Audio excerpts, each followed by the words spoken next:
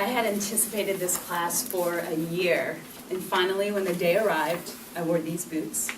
Because I was wearing these boots every day during that year, and I wanted to learn how to drive in these shoes that I drive in every day. The master instructor, his name was Jeff, and he said that we were going to be in for an experience.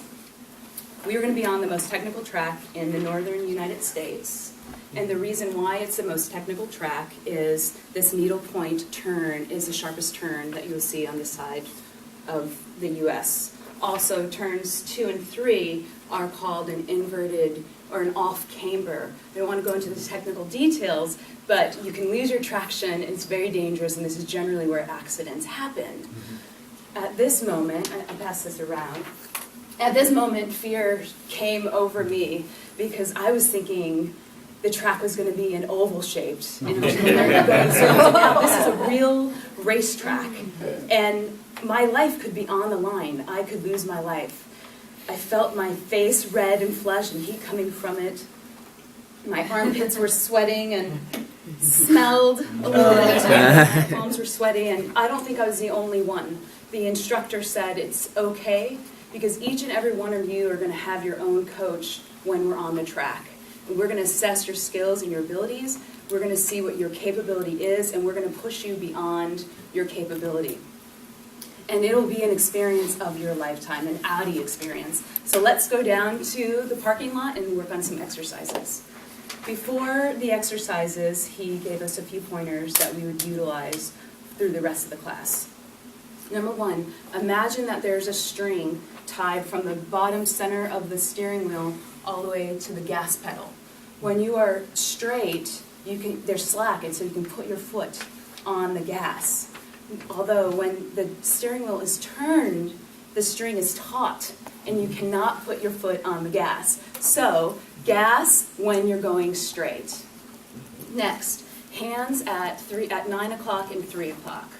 And what this is, and your arms are at 90-degree angles at all times. This allows you to turn and have full movement and rotation without your arms getting twisted. Next, look where you want to turn before you turn. Look before you turn. Look before you turn. So you want to look where you're going before you turn. Second to last, which is really different than what we do on the road in regular driving. You want to brake hard and you want to brake fast. Brake hard and brake fast before you look and turn. Okay? You cannot be on the gas when you're turning. And last but not least, choose your corners wisely. Not every corner is made equally. Some corners lead into other corners, and so you want to take those corners a little slower. You want to strategically choose which corners to take, the corners that are going to turn and lead you into a straight path. You turn quickly on those corners, and then you go really slam the gas when you're heading straight. So we went into some exercises, bobbed in and out of cones, ran through a few exercises, and then went to the track. Jeff happened to be my coach on the road, which I was so grateful for. He was in a car ahead of me. I was in my own car, I was in a TT, which was one of their cars that was tricked out for racing. There was a walkie-talkie in the window that he'd be communicating to me with. I had a helmet on and a seatbelt across, buckled in, my hands were at 9 o'clock and 3 o'clock, and he said, "Hope, can you hear me?" "Yes, I can hear you." "All right, now we're going to be communicating through the walkie-talkie. I want you to listen to me at all times. You need to stay close to me, but not too close. If you're too close, I'll let you know. Don't fall too behind because you need to be in my sight line. I need to see what you are doing at all times. If you fall behind, I need to slow down. Everyone else slows down, and it is dangerous. There can be accidents. You got me, Hope?" "I understand." "I got it." "All right, we're going to go. Hope, put on the gas. Go, go, go. Put on the gas. Hope, up speed, up speed. When you're at 50, I want you to up speed." "All right, okay, up speed. Okay, Hope, go faster, go faster.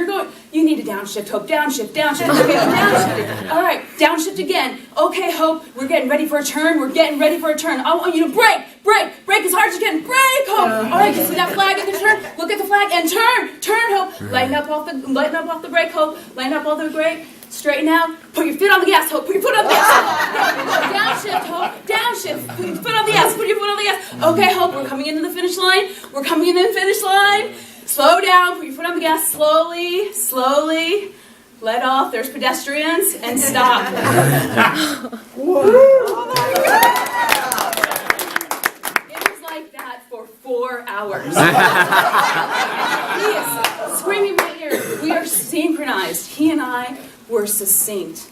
Everything he said, I listened to and I responded to within a matter of seconds. And, well, fraction of seconds, I should say.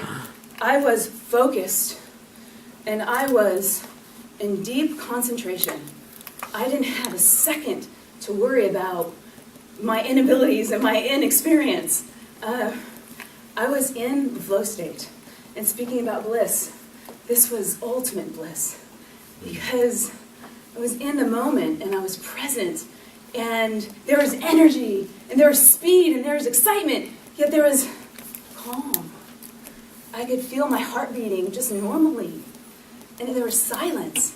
But there was noise everywhere. And I learned how to drive my car. I learned how to race. And I learned how